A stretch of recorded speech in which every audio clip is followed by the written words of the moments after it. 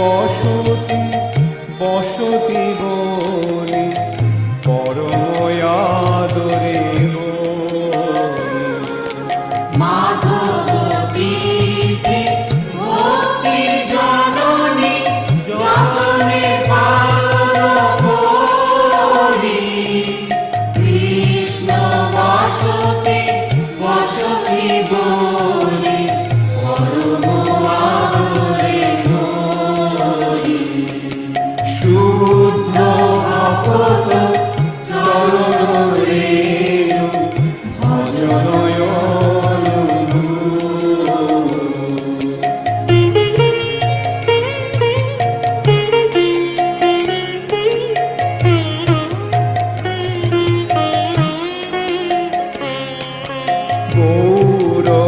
আমার যে সব স্থানে পড়িল ভ্রমণ রঙ্গে সে সব স্থান হেরিব আমি প্রণয়ী ভগত সঙ্গে।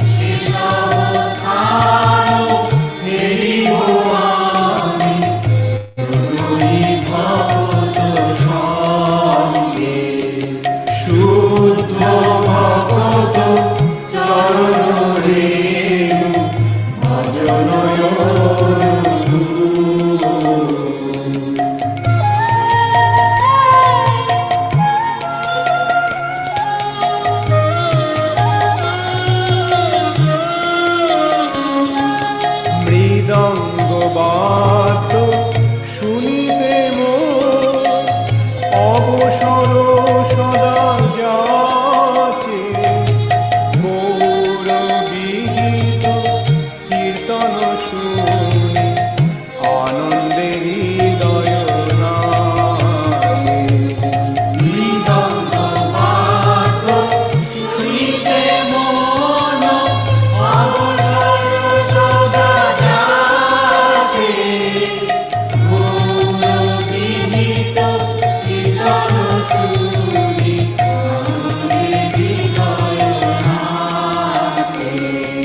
শুদ্ধ ভগত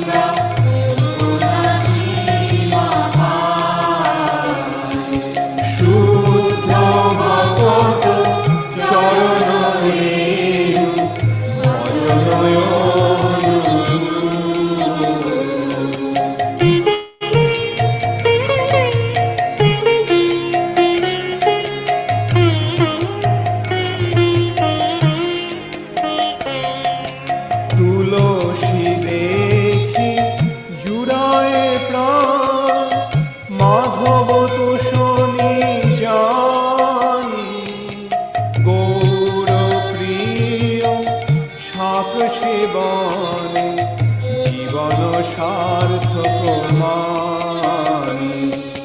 তুলসী দেখি জুড়ায় প্রাণ, মাধব তোষণী জানি, গৌর প্রিয় শাক সেবনে জীবন সার্থক মানি। শুদ্ধ ভগত চরণ রেণু ভজনয়।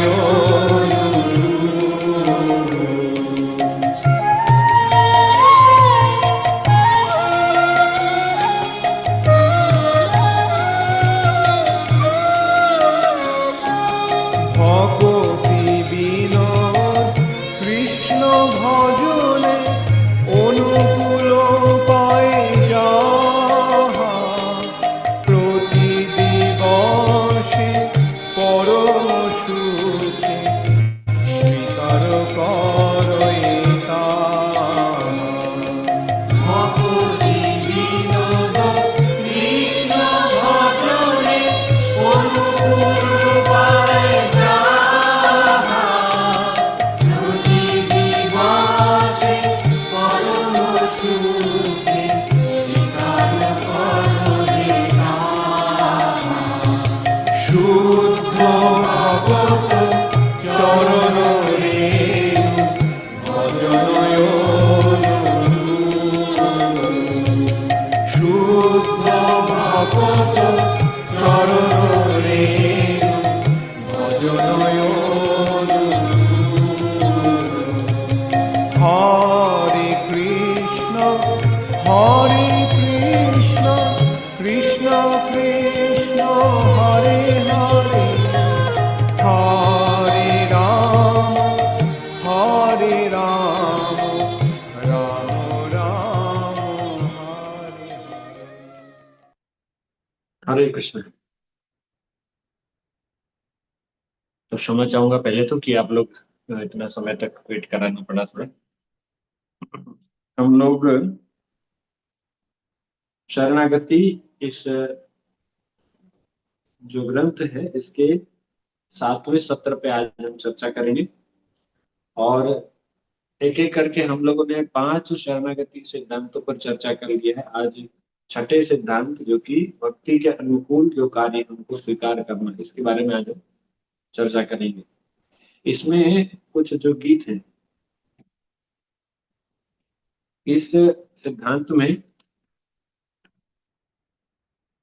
4 गीत इसमें है। पहला जो गीत है वो तुया भक्ति अनुकूल जय जय कार्य है, मतलब मेल आपकी वाला नहीं भक्ति है के वो, अनुकूल जो जो कार्य होंगे ये सब मैं उसके लिए स्वीकार बात करता सुन हूँ। सकते हैं। इसके बाद उनके और नहीं जो पता, रोहित भजन है लोगों वो को। है गोद्रुम धामे भजन अनुकूले। गोद्रुम धामे जैसे हम लोग वृंदावन धाम, मायापुर धाम, द्वारिका, पुरी धाम। तो गोद्रुम धाम, गोद्रुम एक द्वीप का नाम है मायापुर में 9 अलग अलग द्वीप है। इसमें से एक जो द्वीप है उसका नाम है गोद्रुम द्वीप। तो गोद्रुम धाम के बारे में बात हो रही है। तो गोद्रुम धाम अर्थात यहाँ पे बोला गया है कि जैसे जैसे जो हम आध्यात्मिक धाम या कोई क्षेत्र में जाते हैं यात्रा के लिए, तो ऐसे स्थानों पर हमें किस प्रकार से भजन करना चाहिए, क्या क्या चीजें हमको ध्यान रखनी चाहिए। तीसरा जो भजन है जो कि आज हम लोगों ने सुना, शुद्ध भगत चरण रेणु भजन अनुकूल, है ना। इसको इसको डिस्कस करेंगे। और इसके आगे है चौथा जो गीत है वो है राधा कुंड तट कुंज कुटीर। वृंदावन धाम में कई ऐसे दिव्य स्थली है, जिसमें से सबसे ज्यादा जो दिव्य स्थली है वह है राधा कुंड। उपदेशामृत में 9वें श्लोक में उसमें बताया गया है कि कैसे जितने भी आध्यात्मिक जगत है उसमें वैकुंठ धाम सर्वश्रेष्ठ है। वैकुंठा जनितो वरा मधुपुरी तत्रापि आसोत्सवान।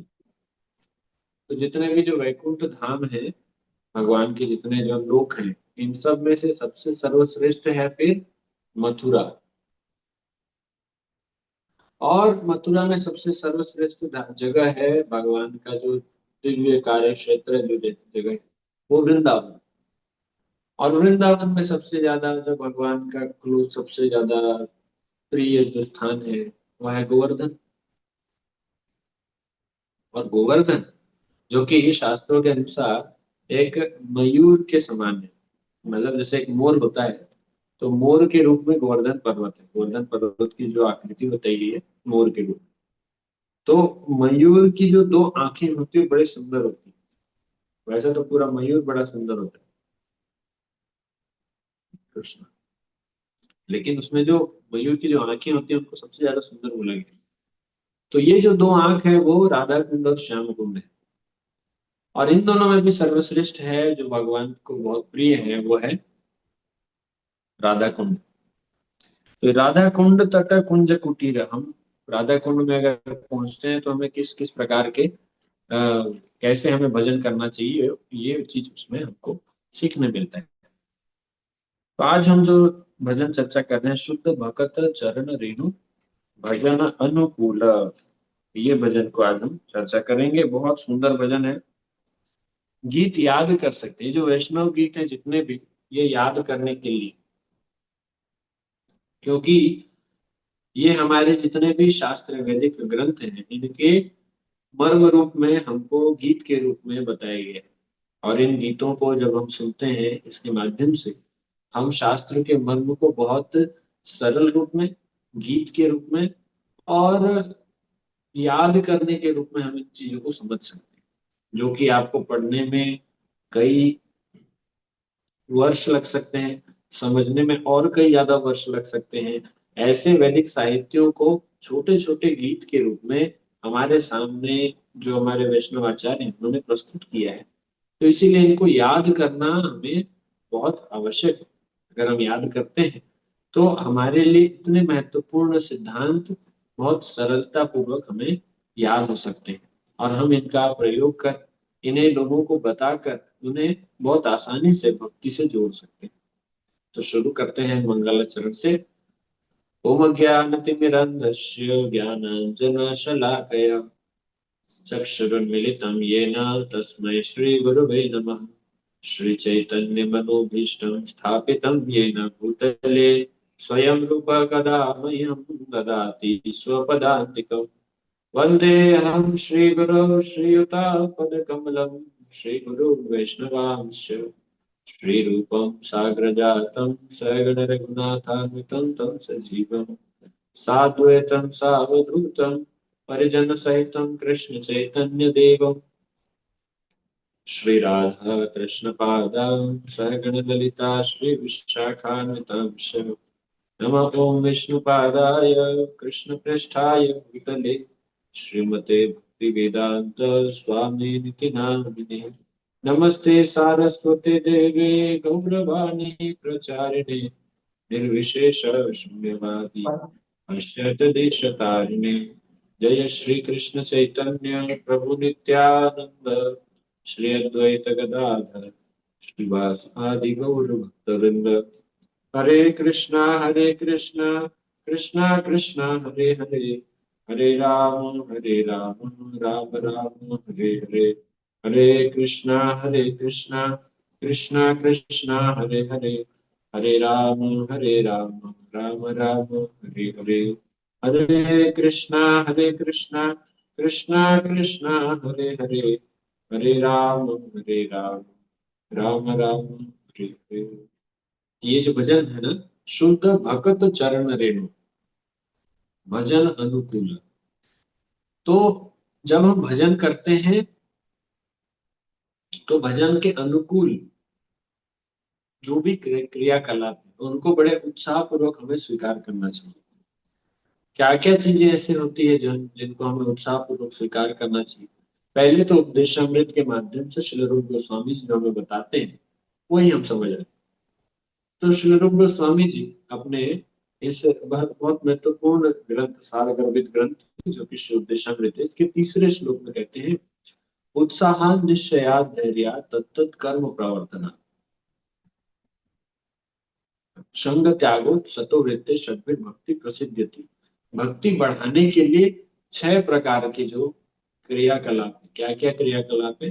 पहला है उत्साहित रहना, उत्साह, निश्चय। दूसरा है दृढ़ निश्चय रखना, कोई भी कार्य, भक्ति के कोई भी कार्य को संपादन करने के लिए दृढ़ निश्चय रखना। धैर्य, धैर्य रखना। कई बार भक्ति करते हुए समय भी नहीं हुआ होता है, कुछ समय हुआ है और उसके बाद हम अपना धैर्य खो बैठते हैं कि मुझे इसका अभीष्ट फल नहीं मिल रहा है। तो ऐसे हम लोग कुछ ही समय में अपना धैर्य खोएंगे, ये तो बड़ा इस तरह से तो हमें कोई समाधान नहीं मिलेगा। क्योंकि हम देखते हैं कि जितने बड़े से बड़े जो फल होते हैं, जो महंगे से महंगे फल होते हैं, उनको उतना ज्यादा समय लगता है पकने में। जैसे कि अखरोट है, या कहें, चलिए अखरोट भी नहीं, हम अगर नारियल की भी बात करें तो नारियल भी बहुत समय लगता है पकने में। आप बीज लगाते हैं, बीज लगाने के तुरंत बाद वो ऐसा नहीं हो जाता कि अगले दिन या कुछ 10-15 दिन में आपको नारियल मिलने लगे। लेकिन वही अगर आप मिर्ची की फसल लगाएंगे, हो सकता है 15-20 दिन में, 15-20 दिन, 25 दिन में आपको फल मिल जाए। लेकिन वो एक मिर्च और एक नारियल के रेट में फर्क होता है। एक नारियल जहाँ 40 से 50 रुपए में बिकता है, तो मिर्च तो एक एक, मतलब 50 रुपए में आपको कितनी मिर्च मिलेगी? आराम से 200-300 मिल जाए, 200 मिर्ची मिल सकती। तो मेरा कहने का तात्पर्य है कि जिस चीज को पकने में, जिस चीज को तैयार होने में समय लगता है, उस चीज की वैल्यू उतनी ज्यादा होती है। तो भक्ति चूंकि अमूल्य है, इसका तो कोई मूल्य ही नहीं। और भगवान के दृष्टिकोण के हिसाब से वो भक्ति किसी को देनी नहीं चाहिए। भगवान का मन करेगा तो किसी को देंगे ही नहीं। भगवान किसी को भी नहीं देंगे। क्यों? क्योंकि भगवान अगर किसी को भक्ति देंगे तो भगवान खुद उनके दास बन जाएंगे, इसलिए भगवान किसी को देते नहीं। तो यहाँ पर भक्ति जो बहुत बहुमूल्य है, इसको पाने के लिए हमें कितना धैर्य रखना है, कितना वर्षों तक का हमको परिश्रम करना पड़ेगा, तो ये हमको सोचना चाहिए। इसीलिए धैर्य रखना है। और इसके आगे क्या है? उत्साह निश्चय धैर्य तत्त कर्म प्रवर्तन। तत्त कर्म प्रवर्तन शब्द का अर्थ होता है कि जैसे श्रवणम, कीर्तनम, विष्णु स्मरणम, शास्त्र में जितने भी कर्म बताए गए जो कि भक्ति में हमें आगे बढ़ने के लिए सहायक है, ये सारे कर्म हमें करने चाहिए।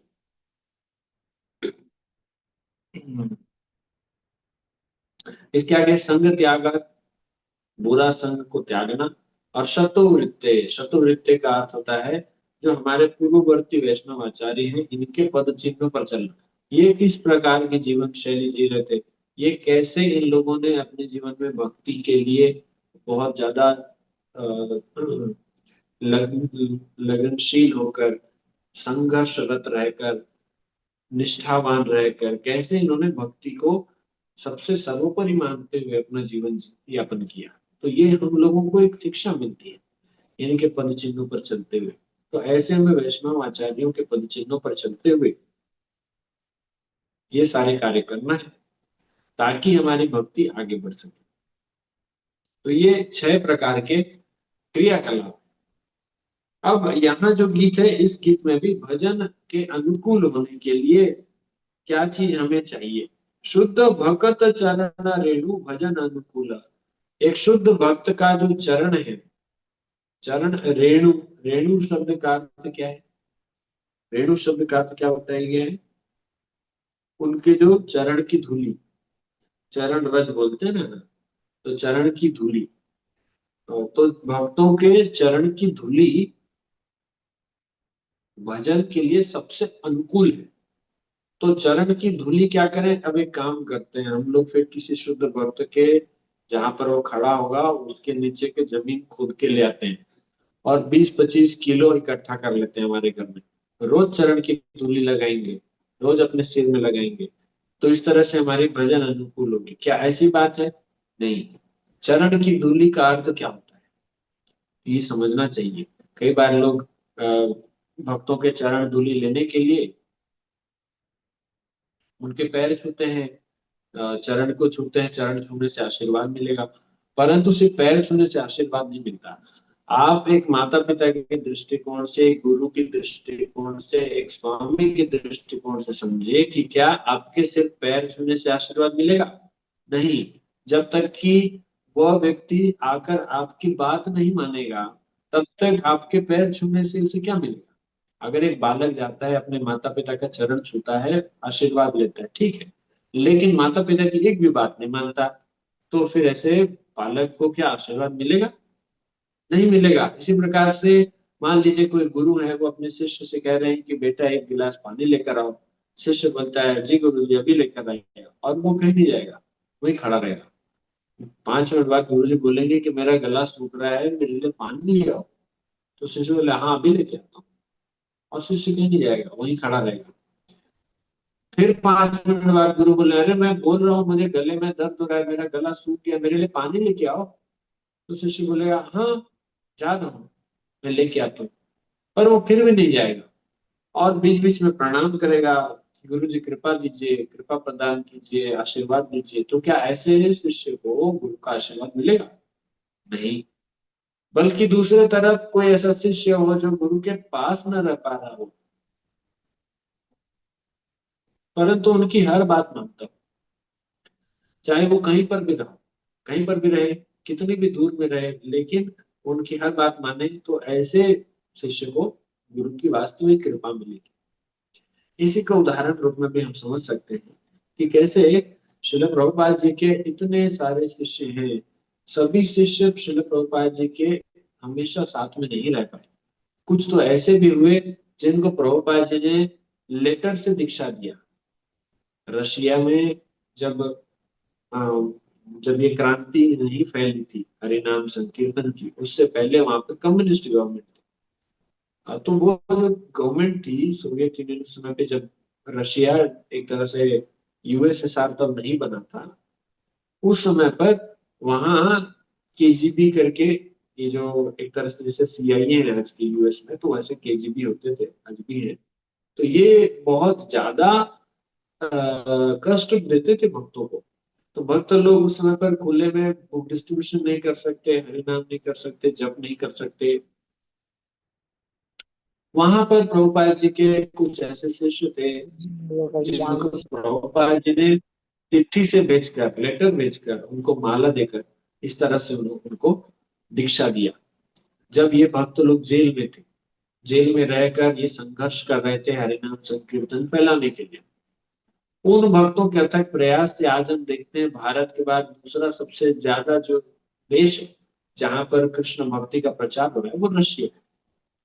तो ये उनके अथक प्रयास से हुआ। कहने का तात्पर्य ये है कि वो जेल में रहकर भी प्रभुपाद जी से संपर्क उनका सीधा सीधा न होकर भी, प्रत्यक्ष संपर्क न मिलने पर भी, चूंकि उन्होंने प्रभुपाद जी की बातों को स्वीकार किया, उसका पालन किया, अपने जीवन बनाया, इसीलिए उनके जीवन को देखते हुए भगवान ने उनको इतनी ज्यादा कृपा प्रदान की कि आज वहां पर प्रचार इतनी जोरों शोरों से हो रहा है।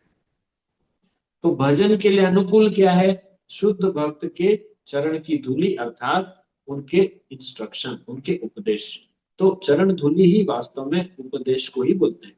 चैतन्य चरितामृत में एक श्लोक है, भक्त पद धूलियार भक्त पद जल, भक्त भुक्त उच्छिष्ट ए तीन महाबल। भक्त पद धूलि, भक्त के चरण की धूलि, भक्त पद जल, और भक्त के चरण का जल, के चरण को जो धोया गया जल होता है। भक्त भुक्त उच्छिष्ट, भक्त के द्वारा खाया गया वो जो जूठा है, जूठा नहीं, उच्छिष्ट उनके द्वारा छोड़ा गया, जो खाए और जो छूट गया, तो वो उच्छिष्ट। भक्त भुक्त उच्छिष्ट ये तीन महाबल, ये तीन महाबल बोले गए।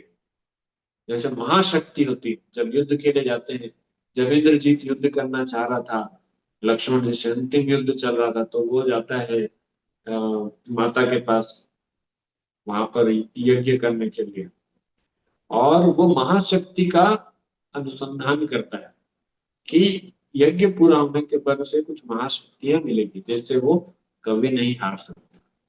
तो ऐसे ही हमें भक्ति में महाशक्ति मिलती है, महाबल। ये तीन महाबल, भक्त के पद की धूलि, भक्त पद का जल, भक्त का उच्छिष्ट। हालांकि अगर हमें भक्तों का सचमुच चरण का रज मिलता है तो उसे बहुत सम्मान पूर्वक स्वीकार करना चाहिए, परंतु वास्तविक रूप से चरण धूलि वही है जो उनका उपदेश होता है। उनका जो पद जल है वो भी उनका उपदेश है, उनका उच्छिष्ट वास्तव में उनका जो उपदेश है। आज शिल प्रभुपाद जी के उच्छिष्ट के रूप में हम क्या स्वीकार करते हैं? शिल प्रभुपाद जी का महाप्रसाद। हम लोगों ने प्रभुपाद जी को नहीं देखा, प्रभुपाद जी के इतने सारे जो शिष्य हैं वो प्रभुपाद जी के महाप्रसाद है, उन्होंने उनको छोड़ा है हमारे लिए। प्रभुपाद जी ने इतने सारे जो लेक्चर्स दिए हैं, उनकी जो कथाएं हैं, प्रभुपाद जी ने इतने सुंदर सुंदर जो ग्रंथ दिए हैं, लेटर्स दिए हैं, ये सारे के सारे प्रभुपाद जी के हमारे लिए छोड़े गए उच्छिष्ट हैं, उनके पद के जन है, उनके पद की धूलि है। तो ये हमें स्वीकार करना आवश्यक है और इसको हम सही रूप से समझ सकते हैं। तो शुद्ध भगत चरण रेणु भजन अनुकूल, फिर भक्त सेवा परम सिद्धि प्रेम लति कारण मूल। पहला लाइन का तो हमने व्याख्या समझा, शुद्ध भक्त चरण रेणु ये भजन के अनुकूल है। भक्त सेवा, अब भक्तों की सेवा जो मिलती है, परम सिद्धि, कितने प्रकार की सिद्धियां आप जानते हैं? कोई बता सकता है क्या क्या सिद्धियां होती हैं? सिद्धियों के नाम आप सुने? चलिए नाम नहीं, लेकिन आप लोग कितने प्रकार की सिद्धियां होती हैं आप बता सकते हैं? 8 प्रकार की। हाँ, हम लोग गाते हैं अष्ट सिद्धि नवनिधि, अष्ट सिद्धि नवनिधि के दाता असबर दीन जानकी बस, सुना होगा आप लोग। 8 प्रकार की सिद्धियां हैं। क्या क्या सिद्धियां हैं इसमें? एक सिद्धि का नाम है अणिमा, मतलब अणु के समान आप छोटे से छोटा हो सकते हैं। एक का नाम होता है लघिमा, मतलब आप एकदम हल्का हो सकते हैं, हल्के से हल्का, रुई के जैसा। एक सिद्धि का नाम है महिमा, जिसमें आप बहुत बड़े हो सकते हैं, विशाल। अच्छा, हम जिसके बारे में बोल रहे थे हनुमान जी, हनुमान जी के पास ये आठों के आठों सिद्धि है, कभी एकदम सूक्ष्म हो जाते हैं, कभी एकदम विशाल, कभी रुई के समान हल्के, कभी पर्वत के समान भारी। तो ये जो सिद्धियां हैं, अणिमा, लघिमा, महिमा, प्राप्ति, प्राप्ति सिद्धि अर्थात आप इस संसार में कहीं से कुछ भी प्राप्त कर सकते हैं। आज मुझे अमेरिका में कोई ब्लूबेरी है वो खाने की इच्छा हो रही है, तो मैं अमेरिका के न्यूयॉर्क से ब्लूबेरी, हाँ तो प्राप्ति सिद्धि है किसी के पास, तो इस तरह से हाथ बढ़ाएगा आगे और फिर वो ले आएगा, ये आ गया ब्लूबेरी अमेरिका का। तो उसने कुछ बनाया नहीं है, वो कहीं से लाया होगा। हो सकता है किसी पेड़ से दो, जिसमें 4 ब्लूबेरी थे, 2 ब्लूबेरी कम हो गए, क्योंकि वहां से ही लाया होगा ना। वो कुछ नया तो बना नहीं सकता, भगवान तो है नहीं हम कि कुछ नया बनाए। अगर मैं कहूँ कि ठीक है मुझे अ, मैं रायपुर में हूँ, मुझे मुंबई से एक स्पेशल वहाँ का उधर होता है कराची हलवा बोलते हैं उसको, तो कुछ तो होता है जो भी, तो मैं वहाँ कोई मिठाई शॉप से हलवा उठा के ले आया प्राप्ति सिद्धि से, तो वो दुकान वाले के यहाँ कम हुआ कुछ और मैं इधर लेके आया। लेकिन आप ऐसा नहीं कि प्राप्ति सिद्धि से उधर मैं 50 टन सोना लेके आ जाता हूँ, तो ऐसी चीजें नहीं आ सकती। छोटी छोटी चीजें आती हैं, इसीलिए जब किसी के पास साधु कोई सिद्धि वाला भी होता है ना, तो वो आपको 2-5 ग्राम 10-15 ग्राम सोना उठा के दे सकता है। ऐसा नहीं कि 1 किलो का बिस्किट ही ले आया सोने का, ये लोग वो ला नहीं सकते, इतना संभव नहीं है। ऐसे प्राप्ति सिद्धि, एक होता है इशित, इशित्व वशित्व, एक वशित्व वशीकरण की सिद्धि होती है, किसी को भी वश में कर लो। तो ऐसे कई प्रकार की सिद्धि है ना। तो ये 8 जो सिद्धियां हैं, इन सिद्धियों में से ये सारे के सारे, अच्छा कुछ लोग पानी में चलते हैं, कुछ लोग अदृश्य हो जाते हैं, कुछ लोग हवा में होते हैं। अच्छा, ये जितनी भी सिद्धियां हैं, इन सब सिद्धियों से सबसे सर्वश्रेष्ठ सिद्धि के बारे में बताया गया अभी। कौन सी सिद्धि सबसे सर्वश्रेष्ठ है? परम सिद्धि, वो है भगत सेवा परम सिद्धि प्रेम लतिकार मूल। भक्तों की सेवा सबसे परम सिद्धि है। तो कोई बोलेगा ये कौन सा सिद्धि है, ऐसा थोड़ी होता है। भक्तों की सेवा, हमको तो हवा में उड़ना है, हमको अदृश्य, हमको हमको यहाँ से अमेरिका से कुछ सामान चाहिए, कुछ हम सोना चांदी का टक, ये सिद्धि चाहिए। लेकिन ये सिद्धि आपकी अगर मिल भी जाती है, आप पानी में चल भी लेते हैं। एक बार एक व्यक्ति पानी में चलने की सिद्धि प्राप्त करता है। तो वो सिद्धि प्राप्त करने के बाद जब अ, सिद्धि प्राप्त करके बैठ वो दिखाता है कि मैंने पानी में चलने की सिद्धि प्राप्त की। तो फिर दूसरा व्यक्ति पूछता है कि आप पानी में चलने की सिद्धि कितने साल आपने तपस्या की। उसने बोला मुझे 15 साल लगे, मैं 15 साल की तपस्या के बाद पानी में चलने की सिद्धि प्राप्त। तो व्यक्ति बोला मैंने 10 दिन नहीं, मैं 15 मिनट काम किया, 15 मिनट मैंने एक बोझा उठाया, कूली का काम किया, उसमें मुझे 100 रुपए मिले, और मैं 100 रुपए में आराम से 2 बार नाव में जा आ सकता हूँ। इस कोने से नदी के इस कोने से उस कोने, वहां से इधर, ऐसे 2-3 बार मैं आना जाना कर सकता हूँ। तो मैं 15 मिनट के मेरे मेहनत से पानी में जा आ सकता हूँ भाई। उद्देश्य क्या है? नदी पार करना। वो मैं कर रहा हूँ, वो मैं ऐसे 100 रुपए में, मतलब 20-25 रुपए में कर रहा हूँ। तो उसके लिए 15 साल तपस्या करोगे, ये कोई बहुत बड़ी सिद्धि होती है? तो ये वास्तविक सिद्धि नहीं है। वास्तविक सिद्धि की जो बात हो रही है वो है भगत सेवा परम सिद्धि। भक्तों की सेवा जो कि नहीं मिलती, और अगर मिलती भी है तो सही भाव से नहीं करते, तो वो परम सिद्धि है, उसको प्राप्त करने का प्रयास कीजिए। भक्तों की सेवा, जो कि प्रेम लतिकार मूल। भक्तों की सेवा कैसी है? प्रेम की जो लता है, प्रेम लतिका, कृष्ण प्रेम की जो लतिका है, ये लता बहुत ज्यादा सॉफ्ट होती, बहुत कोमल होती। इस कोमल लता के मूल है अर्थात जड़ है।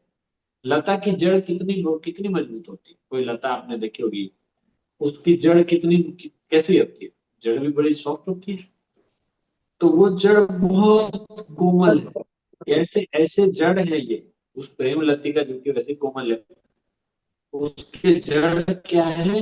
ये परम सिद्धि, भक्तों की सेवा। तो ये जो जड़ है, इस जड़ को हमको कैसे करना है? मजबूत बनाना है, ताकि ये लता, तो इसको मजबूत बनाना है। तो भक्तों की सेवा रूपी जो मूल है या जड़ है, उसको हमको बहुत स्ट्रॉन्ग करना है, बहुत मजबूत बनाना है। अब कैसे मजबूत बनेगा? तो ये हमने समझ लिया कि भक्ति के लिए, भजन के लिए क्या क्या अनुकूल है। वो शुद्ध भगत के, भक्तों के चरण की धूलि, अर्थात उनके उपदेश, उनके जो बताए गई बातें। और दूसरी क्या महत्वपूर्ण है कि भक्तों की सेवा, उनकी सेवा, ये जो मूल है, जड़ है, इसको हमको मजबूत करना है। माधव तिथि भक्ति जननी जतने पालन करी। माधव तिथि अर्थात माधव भगवान कृष्ण की तिथि, भगवान कृष्ण से संबंधित जो तिथियां होती है, अर्थात मुख्य रूप से एकादशी की बात होती है, चाहे एकादशी हो, चाहे जन्माष्टमी हो, रामनवमी हो, नरसिंह चतुर्दशी हो, ये जितने भी जो तिथियां हैं, ये माधव तिथि। माधव तिथि भक्ति जननी, ये भक्ति के जननी है। जननी शब्द का अर्थ क्या होता है? जो जन्म देती है, उसको जननी बोलते हैं। तो भक्ति को जन्म देने वाले हैं ये माधव तिथि। तो माधव तिथि चूंकि भक्ति जननी है, इसीलिए जतने पालन करी, मैं बहुत जतन से इनका पालन करूंगा, बहुत मेहनत से, बहुत अ, दृढ़ता पूर्वक अपना पूरा सब कुछ झोंक कर मैं इनका पालन करूंगा। ठीक, जतने पालन करी। कृष्ण बसती बसती बोल, परम आदरे बोल। तो मैं परम आदर पूर्वक, बहुत ही सम्मान पूर्वक क्या करूंगा? कृष्ण बसती बसती बोली, कृष्ण जहां वास करते हैं, अर्थात भगवान कृष्ण के जो धाम है, धाम स्थलियां हैं, ऐसे दिव्य धाम को मैं अपना निवास स्थान चुनूंगा। कृष्ण बसती, जहाँ कृष्ण बसते हैं, बसती बोली, मैं अपना वास बोलूंगा, उसको निवास बोलूंगा। समझ पा रहे हैं? कृष्ण बसती, कृष्ण जहाँ वास करते हैं, बसती बोली, मैं वहां वास करूंगा, उसको मैं अपना वास स्थान कहूंगा। परम आदर है बोली, और मैं इस बात को बहुत आदर पूर्वक, बहुत गर्व से, बहुत आनंद पूर्वक बोलूंगा कि मेरा निवास स्थान कहाँ है? वृंदावन। मेरा निवास स्थान कहाँ है? मायापुर, पुरी। जब हम लोग मायापुर, पुरी, द्वारका ऐसे जगह पर जाते हैं तो कितना आनंद और गर्व महसूस करते हैं। जब हमारे बाकी मित्रजन, परिजन जो घर में रहते हैं वो तकलीफ पाते रहते हैं या माया संसार में उलझे हुए रहते हैं, तब हम उन्हें बताते हैं कि यहाँ कितना आनंद है, हम कितने गर्व से बात बताते हैं। और जब भी हम यात्रा से बाहर वापस आते हैं तो हमेशा हमारे मन में ये टीस टीस बनी रहती है कि हम फिर से कब यात्रा में जाएं। गौर अमर जे सब स्थान। अच्छा, आप लोग को समझ में आ रहा है ना? मैं जितना बताते जा रहा हूँ, अगर कोई शब्द या कोई लाइन समझ नहीं आएगी तो बताइए। गौर अमर जे सब स्थाने, करलो भ्रमण रंगे। चैतन्य महाप्रभु, गौर अमर, मेरे चैतन्य महाप्रभु, जे सब स्थाने, जिन जिन स्थानों को, जे सब स्थाने, जिन जिन स्थानों को, करलो भ्रमण रंगे, जहां जहां उन्होंने भ्रमण किया, जहां जहां उन्होंने भ्रमण किया था, जहां जहां की उन्होंने यात्रा की, चैतन्य महाप्रभु ने जिन जिन स्थानों की यात्रा की है, तो वो सारे स्थान मेरे लिए तीर्थ स्थल बन गए। से सब स्थान हेरी गोआमी प्रणयी भगत संगे। तो जो जो स्थान चैतन्य महाप्रभु भ्रमण किए, से सब स्थान, वो सारे स्थान, से सब स्थान, वो सभी स्थान क्या करना है? से सब स्थान हेरिबो आमी, हेरिबो मतलब दर्शन करूंगा, आमी मतलब मैं, हेरिबो दर्शन करूंगा, मैं दर्शन करूंगा। तो हेरिबो आमी, मैं उसका दर्शन करूंगा, ये सारे स्थानों का मैं दर्शन करूंगा। कैसे दर्शन करूंगा? प्रणयी भगत संगे। प्रणयी का मतलब होता है प्रेमी, भगत संगे, आपके प्रेमी भक्तों के संग में मैं इन सभी का दर्शन करूंगा। किसका दर्शन करेंगे? धाम का। तो जब भी हम भगवान के धाम जाए, ऐसा नहीं कि अकेले अकेले जाए, अकेले हमको भगवान के धाम नहीं जाना चाहिए। अगर हम भगवान के धाम जा रहे हैं, दर्शन करने जा रहे हैं, तो हमें भगवान के प्रेमी भक्तों के साथ में उसका जाकर दर्शन करना चाहिए,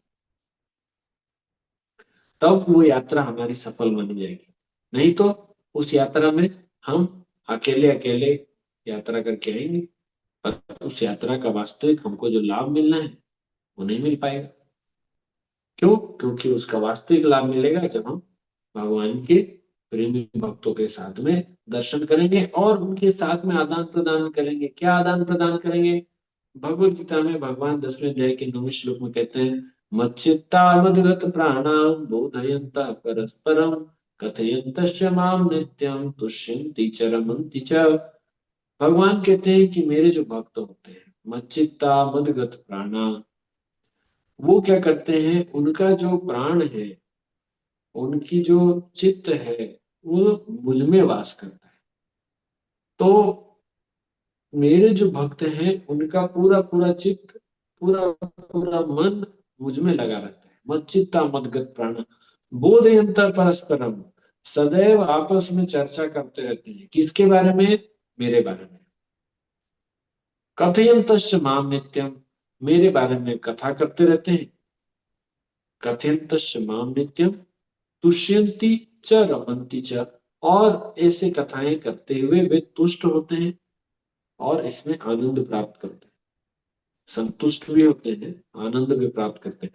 तो ऐसे जो भक्त हैं, इन भक्तों के साथ में हमको धाम यात्रा करना चाहिए। ऐसा नहीं कि हम लोगों ने 25-30 लोगों का झुंड बना लिया, अब ये 25-30 लोगों के साथ हम धाम यात्रा कर रहे हैं और वहां पर भी चर्चा चल रही है, भौतिक चर्चा, कि पड़ोसी के घर में क्या हुआ, तुम्हारे तुम्हारे ननद की फूफा के बेटे के लड़के की शादी हुई कि नहीं हुई, ऐसी जो बातें चलती रहती है। तो ये भौतिक चर्चा। अच्छा, आपकी सैलरी कितनी है अभी? कितना मिल रहा है, पीएफ कितना मिलेगा, लड़की कितनी बड़ी होगी। अब यही चर्चा करना है तो फिर धाम के जा, हम धाम जा रहे हैं ताकि हम वहां चर्चा कर सके कि भगवान के जो परिजन थे उनके बारे में बात कर सके, कि भगवान के बेटे का नाम क्या था, भगवान के बेटे की शादी किसके साथ हुई थी, कैसे हुई थी, अनिरुद्ध का विवाह कैसे हुआ, भगवान के अर्जुन, भगवान के जो मित्र थे अर्जुन, उनके बारे में बताइए।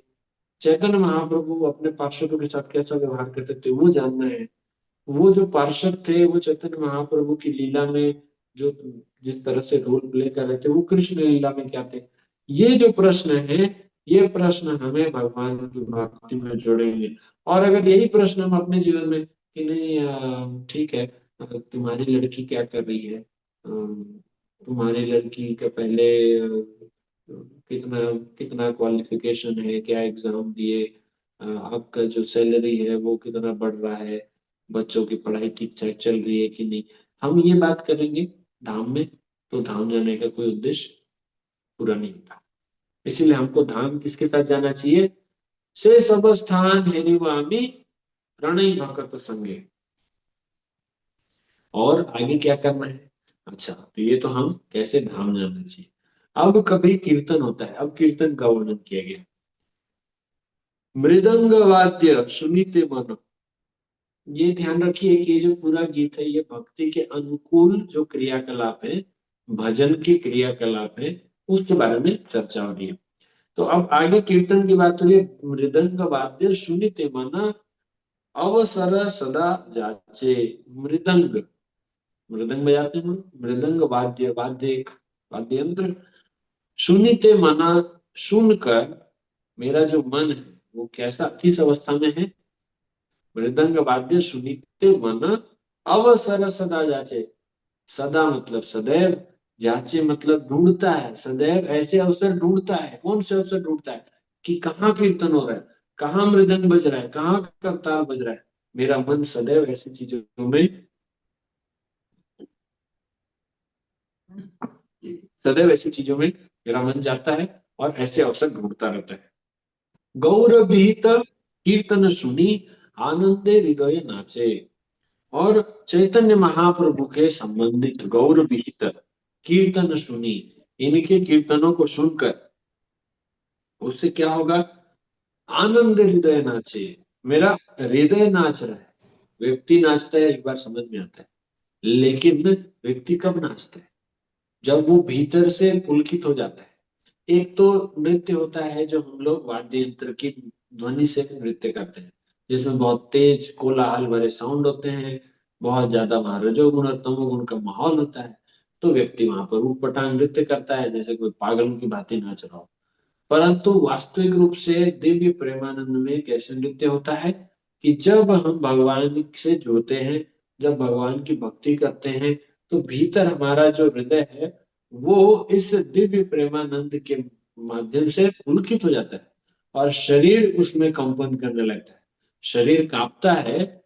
जब बहुत कांपता है तो हाथ और पैर भी हिलते हैं, उसमें जिह्वा भी हिलती है, उसमें सिर भी हिलते हैं, और हम लोग इस प्रकार से हमारा पूरा शरीर हिलने लगता है।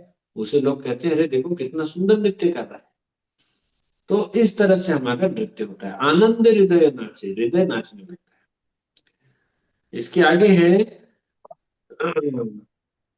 जुगल मूर्ति देखिया मोर परम आनंद है। जुगल मूर्ति, जुगल मतलब दो, जुगल मूर्ति कौन कौन है, राधा कृष्ण, या फिर हम चैतन्य महाप्रभु नित्यानंद प्रभु को कह सकते हैं, गौर नित्याय। तो जुगल मूर्ति, जब जब मैं जुगल मूर्ति देखता हूँ, राधा कृष्ण को देखता हूँ, देखिए मोर परम आनंद है, जैसे ही मैं उनको देखता हूँ परम आनंद की प्राप्ति होती। तो मुझे परम आनंद की प्राप्ति होती है, फिर मैं क्या करता हूँ, प्रसाद सेवा करते हैं सकल प्रपंच जया।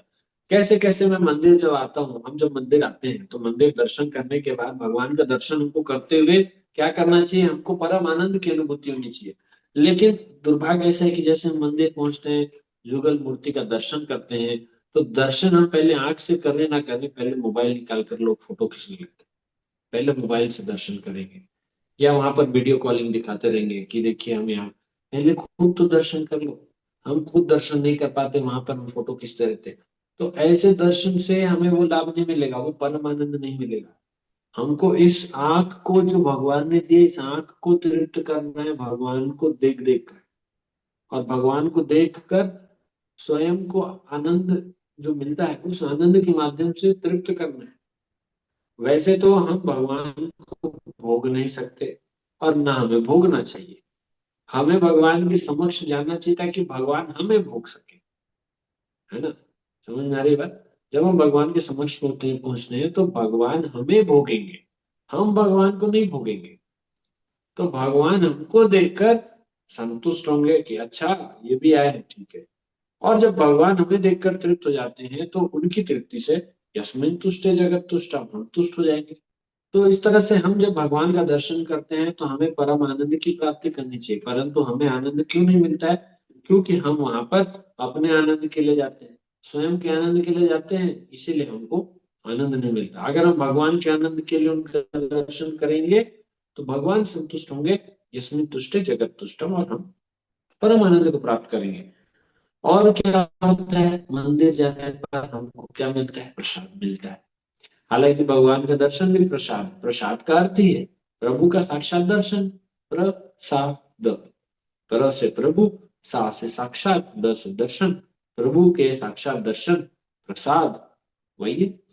तो भगवान का दर्शन भी प्रसाद है, भगवान का स्मरण भी प्रसाद है, भगवान का कीर्तन भी प्रसाद है, जो हमको चरणामृत मिलता है वो भी प्रसाद है, जो हमको आशीर्वाद मिलता है वो भी प्रसाद है, जो गले में माला मिलता है वो भी प्रसाद है, जो हाथ में फूल मिलता है वो भी प्रसाद है, जो हमको इत्र लगाया जाता है वो भी प्रसाद है, जो हमको हाथ में प्रसाद मिलता है अंतिम में आरती के बाद वो भी प्रसाद है।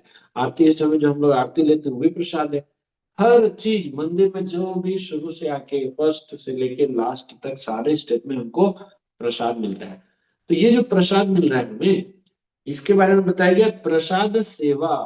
जब मैं प्रसाद सेवा करता हूँ, करीते हय, प्रसाद सेवा करते करते। अच्छा, प्रसाद सेवा का अर्थ क्या है? प्रसाद सेवा के मुख्य जो अर्थ है कि प्रसाद के लिए, जैसे कुछ लोग सोचते हैं प्रसाद सेवा मतलब क्या होगा, स्पॉन्सरशिप करना, मुझे डोनेशन देना है वहां पे, तो प्रसाद के लिए स्पॉन्सरशिप करना एक सेवा हो गया। या प्रसाद बनाना एक सेवा होगा, तो मुझे प्रसाद बनाना है। और क्या हो सकता है प्रसाद सेवा? प्रसाद बांटना। यस, प्रसाद प्रसाद बांटना भी सेवा है। परंतु यहाँ पर जिस प्रसाद सेवा की बात हो रही है वो ये सारी चीज है, पर इसके साथ साथ है प्रसाद पाना। एक्चुअली प्रसाद पाना भी एक सेवा है, बहुत बड़ी सेवा है। क्योंकि प्रसाद सेवा करीते है, प्रसाद सेवा करते करते, प्रसाद पाते पाते पाते पाते, सकल प्रपंच जय। सकल मतलब सभी, प्रपंच मतलब सारे, प्रपंच जो हम कहते हैं अनर्थ, सारे अनर्थ से जय, सबसे जय प्राप्त होगा। एक तो चला भी जाएगा और बचा रहेगा तो उसमें विजय प्राप्त हो जाएगी। तो सभी प्रपंचों से विजय प्राप्त हो जाएगी। कैसे प्राप्त होती है? उपदेशामृत के ही पहले श्लोक में बताया गया है कि जिह्वा को अगर आप नियंत्रित करते हैं तो जिह्वा से हम अपने बाकी जितने भी वेग हैं उसको नियंत्रित कर सकते हैं। हम लोग एक गीत भी गाते हैं, महाप्रसादे गोविंदे। जब हम लोग उसमें गाते हैं तो उसमें कहते हैं कि शरीर अविद्या जाल, जड़ेंद्रिय ताहे काल, जीवे पहले विषय सागरे, तार मध्य जिह्वा अति, लोभ माया सुदुर्मति। ये जितने भी जो जड़ इंद्रिय का जो जंजाल है शरीर है, इसमें तार मध्य जिह्वा अति, लोभ माया सुदुर्मति, इस सब के बीच में जो जिह्वा है ना, ये अति लोभ माया, बहुत लोभी है और सुदुर्मति है। इसके बुद्धि बड़ी खराब है, इसकी मति बड़ी खराब है, भ्रष्ट बुद्धि वाली है, ये हमारी भी बुद्धि भ्रष्ट कर देती है। तो इसलिए इस जिह्वा को जो सुधार ले, कैसे? स्व प्रसाद अन्न दिलो भाई, भगवान अपना प्रसाद हमें देते हैं, स्व प्रसाद अन्न दिलो, अपना प्रसाद वाला अन्न हमें देते हैं भाई। क्या करने के लिए? स्व प्रसाद अन्न दिलो भाई, सही अन्न अमृता पाओ, उस अन्न अमृत को आप पाओ। तो उससे क्या होगा कि हम लोग कई बारे जीवा जाए, हम जीवा पर विजय प्राप्त करेंगे। और जीवा पर विजय प्राप्त करने का मतलब है हम अपनी बाकी इंद्रियों पर विजय प्राप्त कर रहे हैं। ऐसे सकल प्रपंच जय होगा, प्रसाद सेवा करिते हय सकल प्रपंच जय। हाँ, आप प्रसाद सेवा भी कर सकते हैं, आप बांट सकते हैं, आप कुकिंग कर सकते हैं, आप स्पॉन्सरशिप कर सकते हैं। इस माध्यम से भी आप लोगों को उनकी सेवा कर सकते हैं, प्रसाद सेवा। ये भी प्रसाद सेवा है। पर अब उतना ज्यादा कुछ नहीं कर सकते तो क्या करें, ठीक है, प्रसाद ही पा लेते हैं कम से कम ध्यान पूर्वक। अब आगे बताए जा रहे हैं, भक्तिनाथ ठाकुर कहते हैं, ये सब करते करते, भजन करते करते, जे दिन गृह भजन देखी गृह ते गोलोक भाई। ऐसा करते करते एक दिन मेरा घर, जे दिन गृह, क्या हुआ कि एक दिन मेरा घर भजन देखी, ये भजन करते करते मैंने देखा कि मेरा घर गृह ते गोलोक भाई। मैं घर में बैठ के भजन कर रहा था, लेकिन मैं देखा कि मेरा जो घर है वो गोलोक वृंदावन बन गया। उसको गोलोक वृंदावन जाने की आवश्यकता नहीं है उस भक्त को। वो भक्त जीवन मुक्त अवस्था में जहां है वही गोलोक वृंदावन बना दिया। तो भक्ति में ठाकुर कह रहे हैं कि मैंने देखा कि मेरा घर ही गोलोक वृंदावन बन गया, परिवर्तित हो गया।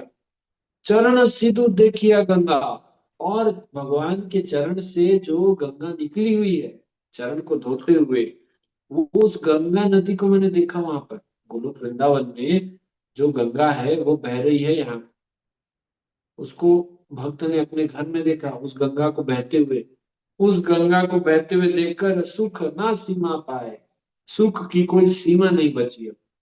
इतना आनंद आ रहा है, इतना आनंद आ रहा है कि मेरा घर गोलोक वृंदावन बन गया, गंगा नदी बह रही है। अब किसी दिव्य या तीर्थ स्थलों जाने की आवश्यकता क्या है, जब पूरा का पूरा धाम ही मेरे घर में है। ये भजन का प्रभाव है, क्योंकि भजन अनुकूल होने से भगवान स्वयं वहां पर बैठ जाएंगे। जहां भगवान बैठ गए तो वही तो धाम है। जहां भगवान का धाम है, जहां भगवान का नाम है, वही भगवान का धाम है। इसलिए हम लोग भगवान का हरि नाम हर स्थिति में, हर स्थान पर लेते रहते हैं। हरे कृष्णा कृष्णा कृष्णा हरे हरे, हरे राम राम राम हरे हरे।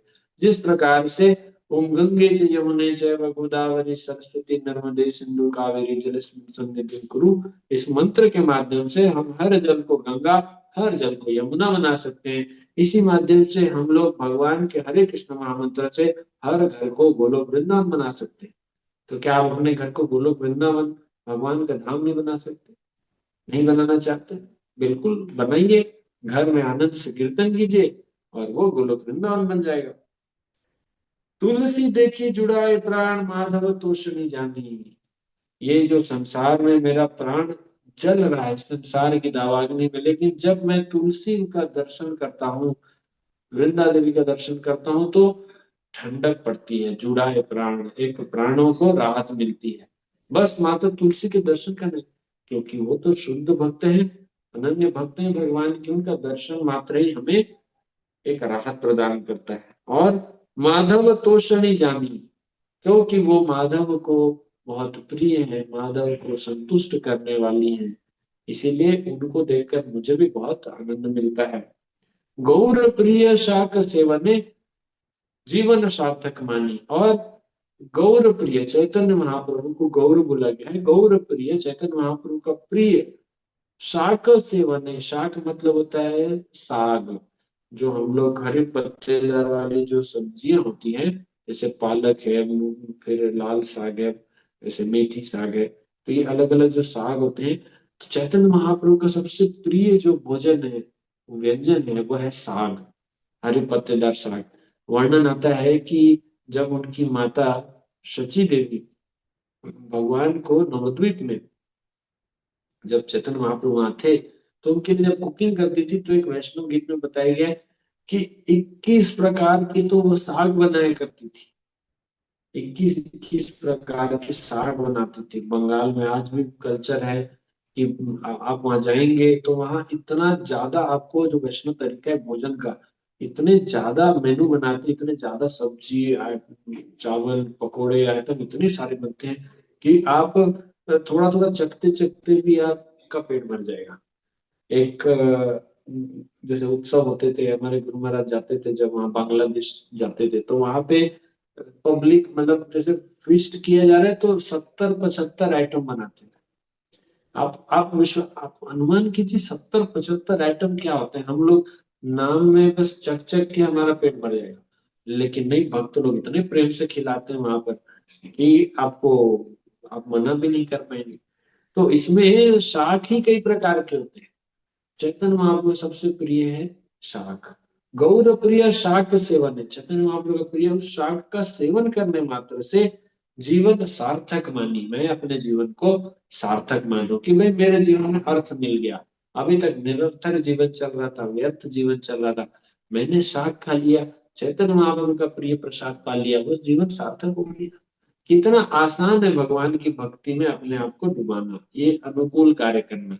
आप साग खा रहे हैं, मन में ध्यान कीजिए कि ये चैतन्य महाप्रभु का प्रिय व्यंजन है, वाह मैं इसे बहुत स्वाद पूर्वक खाऊंगा।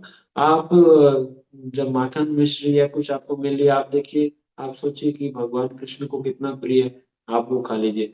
केला खा रहे हैं, केला खाते खाते ध्यान है, यही केले के छिलके को भगवान कृष्ण विदुरानी के घर में जाकर बड़े प्रेम से पाए थे। पानी पीते हैं तब ध्यान कीजिए कि भगवान कृष्ण भगवद गीता में कहते हैं कि रसो हम अपसु कांते, मैं ही जल का स्वाद हूँ। इस प्रकार से अगर हम हर चीज में भगवान को स्मरण करेंगे, कितनी आसान है भगवान की भक्ति, 24 घंटा भगवान को स्मरण करना। अंतिम इस पंक्ति में अब कहते हैं इस गीत के, भक्ति विनोद कृष्ण भजने अनुकूल पाए जा। भक्ति विनोद ठाकुर भगवान कृष्ण के भजन में जिन जिन चीजों को अनुकूल पा रहे हैं भक्ति करने में, प्रति दिवस से परम सुखे, प्रत्येक दिन परम आनंद से परम सुख से भक्ति विनोद ठाकुर क्या करें, स्वीकार कर रहे था। ये सारे भजन की क्रियाओं को, सारे जो क्रियाकलाप है, इन सबको वो स्वीकार कर रहे हैं परम आनंद से कि हाँ मैं कृष्ण के और निकट होता जाऊंगा। तो ये परम सुख से प्रतिदिन इस तरह से भक्तिविनोद ठाकुर भगवान के भजन में लगे हुए हैं। तो इसीलिए शुद्ध भक्तों की जो सेवा है वो हमारे लिए बहुत महत्वपूर्ण है, और ये भक्ति के सर्वश्रेष्ठ सिद्धि है। हरे कृष्ण।